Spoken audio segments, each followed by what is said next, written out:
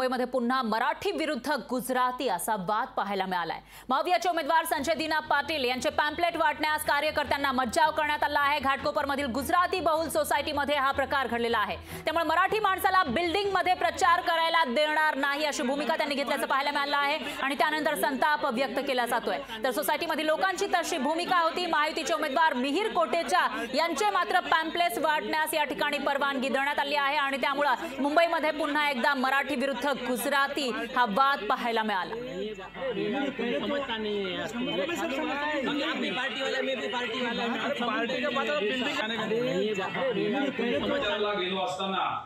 समर्पण बिल्डिंग येथे गेट वरती गेल्यास तेथील रहिवाशांनी आम्हाला अडवण्यात आलं।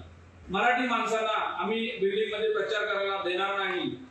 तर आम्ही त्यांना सांगितलं की आम्ही लीगली परमिशन घेऊन संविधानाप्रमाणे आम्ही प्रचार करत आहोत।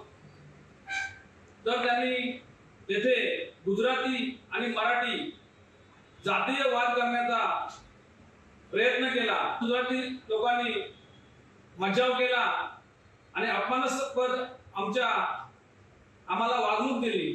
काल सुद्धा घाटकोपर मधल्या एका सोसायटीमध्ये जिथे बहुसंख्य गुजराती राहतात, शिवसैनिकांना येण्यापासून रोखलं मराठी आहेत म्हणून। बुलचट शिवसेना काय करते आहेत ना, हे शिवसेना फडणवीस गट सेना आहे, काय करते प्रश्न आमच्या समोर।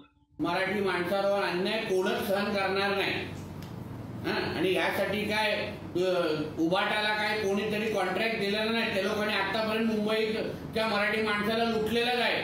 मुंबईत राहणाऱ्या मराठी माणसाचा टक्का कोणामुळे कमी झाला असेल तर ते उद्धव ठाकरे आणि त्याच्या कार्ट्यांमुळे आहे।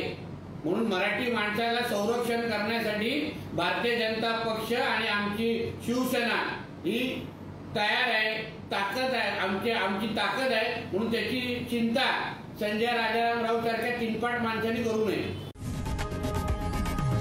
लोकशाही मराठी ऐका, पहा, जागरूक रहा।